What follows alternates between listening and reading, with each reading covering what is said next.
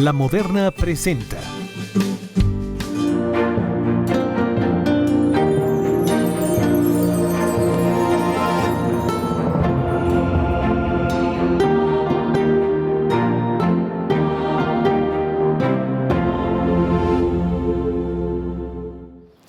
Te saludo con afecto, muchas gracias por estar con nosotros. Gracias, queridos amigos, por el favor de su atención. Miren, nos encontramos en el atrio de la parroquia, una iglesia franciscana dedicada a San Juan Bautista, aquí en este barrio de Coyoacán. Me encuentro precisamente junto a la cruz atrial, la cruz colocada en el atrio de la iglesia, para presentarle desde aquí pues esta historia espantosa, terrible de México, el pueblo de México perseguido sin razón alguna por su gobierno, simplemente por su fe, por la fe en Jesucristo, por la fe de la iglesia. Y algo habrá encontrado el gobierno que pensó que esto no era conveniente para los mexicanos y se lanzó a perseguirlos. En respuesta se cerraron las iglesias, se suspendió el culto en México y surgió un movimiento armado en Jalisco, hombres bravos que decidieron tomar las armas cuando vieron que no había modo de resolver esta situación. Vamos a comenzar con esta historia terrible. Le anticipo que en México hubo dos persecuciones religiosas. La primera hacia finales de la década de los 20, del siglo XX, y la segunda persecución iniciando la década de los 30. Conozca usted brevemente en qué consistió ese primer momento persecutorio al pueblo de México simplemente por su fe. El 14 de junio de 1926 fue aprobada la llamada Ley Calles, que contenía 33 artículos atentatorios contra la libertad religiosa. Fue promulgada el 2 de julio y entró en vigor el día 31. La Ley Calles prohibía la presencia de sacerdotes extranjeros en México, limitaba el ejercicio de los actos de culto y, entre otras disposiciones, prohibía la existencia de seminarios y conventos. Ante estas restricciones y tras frustrantes negociaciones por parte de los obispos mexicanos con las autoridades del gobierno, la Iglesia de México, en señal de protesta, decidió suspender los actos. Salieron del país 183 sacerdotes extranjeros y fueron cerrados 73 conventos. Frente a esto, la Liga Nacional Defensora de la Libertad Religiosa decidió asumir la responsabilidad de organizar la resistencia. En los primeros días de enero de 1927, después de brotes espontáneos de rebelión y de violentas represiones por parte del ejército, el pueblo se sublevó al grito de ¡Viva Cristo Rey! En la parte occidental de México, especialmente en Jalisco, Aguascalientes, Michoacán, Guanajuato y Colima. Algunos sacerdotes se unieron a ellos, pero la mayor parte optó por una resistencia pacífica. La Ley Calles limitaba el número de sacerdotes a 1 por cada 6,000 habitantes y establecía que los sacerdotes del país deberían registrarse con el presidente municipal y solo podrían ejercer quienes tuviesen licencia otorgada por el Congreso de la Unión o del estado correspondiente. Así, el criterio de filiación sacerdotal pasaría por el Estado y, dado los antecedentes de intento de fundar una iglesia separada de Roma en México, este punto de la ley no fue aceptado por la autoridad eclesial. El conflicto cristero costó a México 250,000 muertos, en un país de 18 millones de habitantes que venía de sufrir 10 años de revolución. En 1929, la cercanía de las elecciones presidenciales dio lugar a la coyuntura política que detuvo el conflicto. Durante los años de lucha, el Estado y la Iglesia habían mantenido negociaciones secretas. La Santa Sede encargó a Monseñor Ruiz y Flores las negociaciones y, por intermedio del embajador norteamericano Monroe, se establecieron una serie de convenios con Calles. La Ley Calles sería suspendida pero no derogada. Se otorgaba amnistía a los rebeldes, se restituían las iglesias y la Iglesia podía realizar nuevamente los cultos. La realidad fue que una vez entregadas las armas, los cristeros inermes y sus familias fueron sistemáticamente aniquilados por las fuerzas gubernamentales. Decenas de miles de gargantas que ya no podían gritar ¡Viva Cristo Rey! En el campo de batalla, lo hicieron de espaldas al paredón. Mientras más conoce uno este suceso, más increíble resulta que el propio gobierno de los mexicanos se haya lanzado a perseguir al pueblo de México solamente por su fe. Para profundizar en este tema, busqué al jefe de la Guardia Nacional Cristera para la Ciudad de México. Él es Luis Gerardo Islas, con quien tendré el gusto de conversar. Luis Gerardo, muchas gracias. Viva Cristo Rey y Santa María de Guadalupe. ¡Viva! Gracias, Roberto, por tu invitación de nuevo a platicar con todo tu auditorio. Gracias a ti.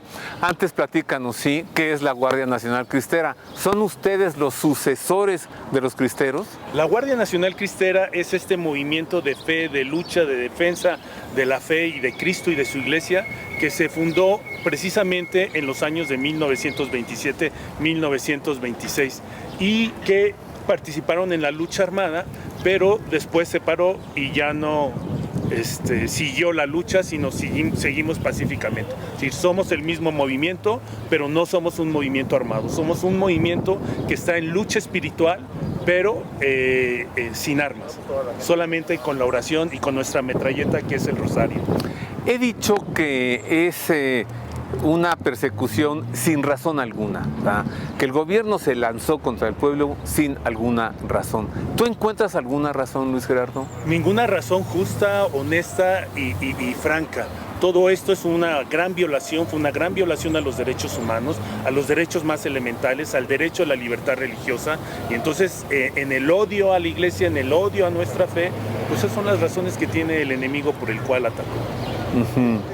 ¿Realmente habrá terminado ese deseo de perseguir a la iglesia, de terminar con la fe de los mexicanos? ¿O crees que todavía queda por allí algún resquicio? Sigue muy fuerte y lo vemos claramente cuando se ataca el derecho más elemental, que es el derecho a la vida, el ambiente de la familia, cuando el relativismo se ha convertido en una forma de permear en las conciencias y en los valores, y creo que sigue ese ataque y sigue muy fuerte, ¿no? Y todo esto desencadena en todas las etapas de la vida, ¿no? Como vida adulta, como vida en la nación, como en el orden de nuestro país, vemos cada vez más violencia, y esto ha sido precisamente por los ataques a los valores humanos elementales, donde empezamos a generar generaciones sin valores, sin respeto a la dignidad de la persona humana. ¿Cómo fue, Luis Gerardo, que el pueblo se organizó? ¿Cuáles fueron las primeras acciones y cómo es que luego se decidió tomar las armas? Permíteme irnos un poquito más atrás. México es una nación de 5 siglos. Los primeros 3 siglos fue la evangelización, la Nueva España. Y después vinieron 2 siglos donde somos gobernados por gobiernos liberales. Y después llegamos pues ya en el siglo XX, y nos encontramos pues con que todo esto se materializó con Venustiano Carranza, en la Constitución de Venustiano Carranza, y viene pues estos otros gobiernos liberales con Obregón, con Calles y con Lázaro Cárdenas, ¿no? Y entonces Calles decide cumplir este gran odio, decide hacer uso de todas estas herramientas legales para empezar la persecución. Y entonces, desde Venustiano Carranza, los curas eran expulsados, los curas eran ultrajados, las monjas eran ultrajadas, los templos eran violentados y profanados, y también aquellos que expresaran su fe pública iban siendo cada vez relevados de su entorno económico, del entorno social, ¿no? Pero aquí, cuando llegan a herir y el pueblo empieza a sentir esto, muchas agrupaciones como la ACJM, después se fundó Acción Católica de la Juventud Mexicana. Exactamente, y se reunieron para hacer primero un combate también legal, y después vino esta lucha de algunas presiones sociales como boicots económicos para tratar de hacer reflexionar al gobierno, pues que estaban atacando derechos fundamentales, ¿no? Derecho a la vida, porque había asesinatos y vejaciones a la dignidad de la persona humana, particularmente a los sacerdotes y a las monjas, el derecho a la libertad religiosa. Y entonces esto, después de agotar tantas etapas de hablarle al gobierno para parar todo este ataque y esta violencia en contra de la fe de la Iglesia Católica y de los católicos y católicas, entonces pues llega un momento en el que algunos deciden que es una legítima defensa y una lucha justa el tomar las armas. y comienza el conflicto cristero. Esos hombres que se armaron se les llamó los cristeros. Puede ser, no sabemos bien si un título en referencia a Cristo o un apelativo de desprecio, así como los cristeros, los que siguen a Cristo, los que creen en Él. Vamos a avanzar en esta historia y le anticipo que se lograron algunos acuerdos, se logró pacificar, tomar acuerdos con los cristeros, se les pidió que se desarmaran. Aparentemente hubo un momento de paz, pero luego vino un segundo embate, más peligroso porque aparentemente era menos violento. Y ya con Lázaro Cárdenas como presidente comenzó esta segunda persecución religiosa, de la que le damos cuenta enseguida.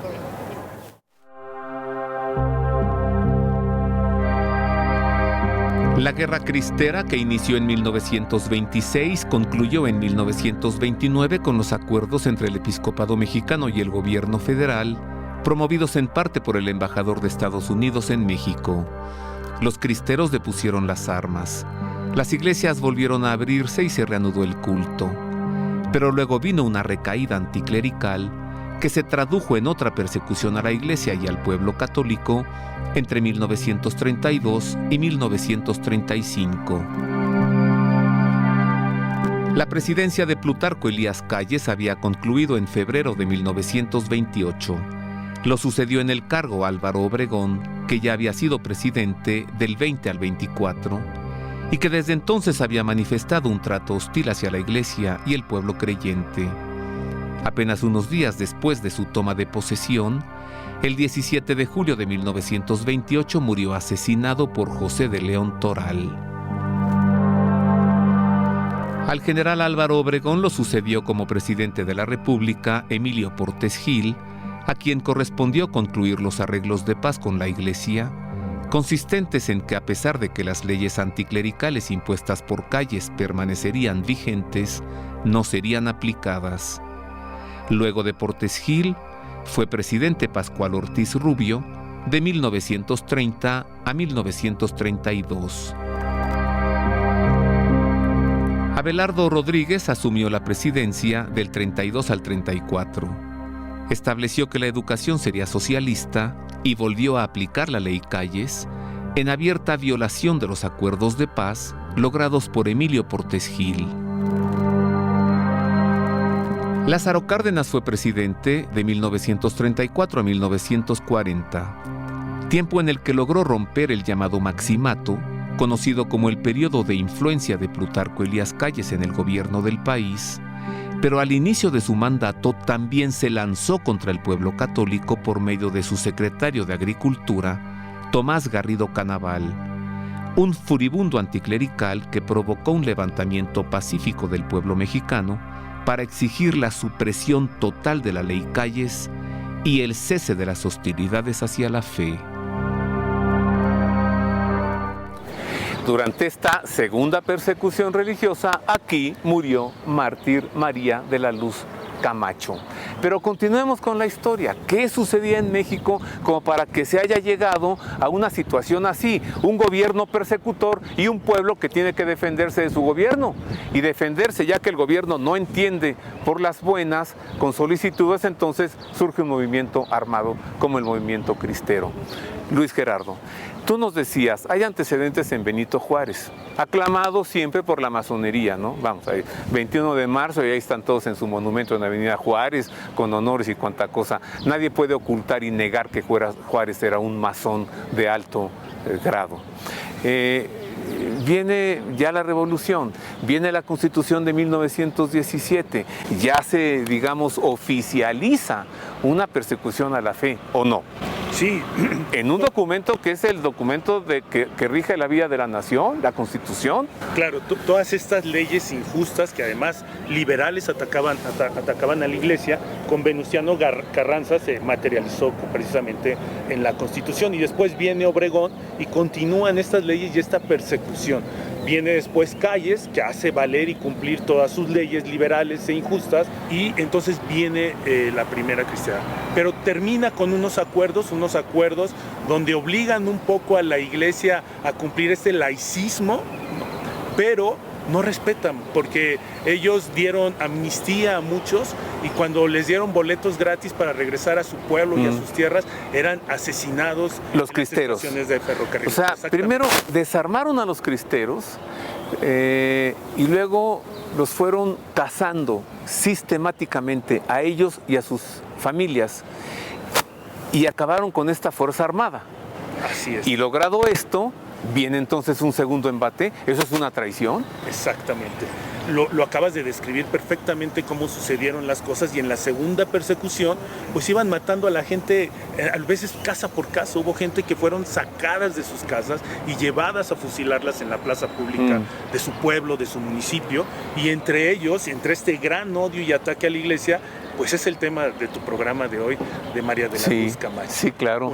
Una señorita que nunca tomó las armas, una chica de 27 años de edad, que era catequista, y aquí enfrentó a estos verdugos, gente de la peor calaña, que los habían encerrado allá en lo que ahora es la alcaldía, ¿no? Coyoacán, era la estación de policía. Ahí los tenían, los embriagaron para darles valor, los soltaron, llegaron aquí con tambos de gasolina, se subieron a la cruz atrial, y justo cuando bajaron con esos tambos de gasolina, María de la Luz se puso en la puerta de esta iglesia, abrió los brazos en cruz y gritaba: ¡Viva Cristo Rey! Y también gritaba: Santa María de Guadalupe. Y viva la iglesia y viva el Papa. Y todo eso sucedió aquí. Y hay gente que no conoce esta historia de este México perseguido. Y conociendo la historia se puede conocer el presente y se puede prever el futuro. ¿Y te parece que al gobierno persecutor se le dejó un mensaje muy claro? Tan claro que María de la Luz Camacho es el final de las agresiones evidentes contra la iglesia. ¿Cuál es ese mensaje que el pueblo de México le dejó a su gobierno? El mensaje es que Cristo vive y seguirá viviendo a pesar de sus embates, de sus ataques y de la destrucción de una sociedad cristiana llena de valores humanos. Es decir, la fe en México no se toca. Claramente. O sea, no te metas con la fe de los mexicanos, porque ya se vio cuál es la respuesta.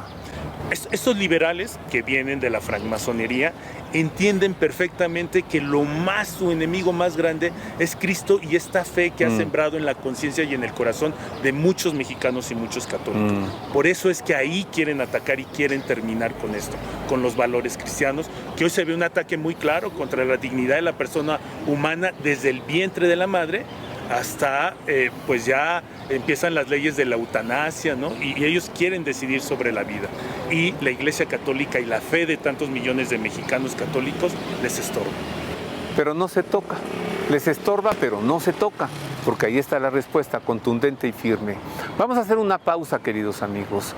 Así como le he dicho que en este mismo sitio, en esta misma puerta, María de la Luz Camacho, con su vida, defendió la iglesia y la fe de los mexicanos, ahora le he de decir que justo detrás de este muro, allí se encuentra una urna donde están los restos de María de la Luz Camacho. Así que le invito a que entremos a la iglesia. Vamos adentro para seguir conversando con Luis Gerardo Islas, con Edgar también, miembro de la Guardia Nacional Cristera, sobre esta figura maravillosa, María de la Luz Camacho.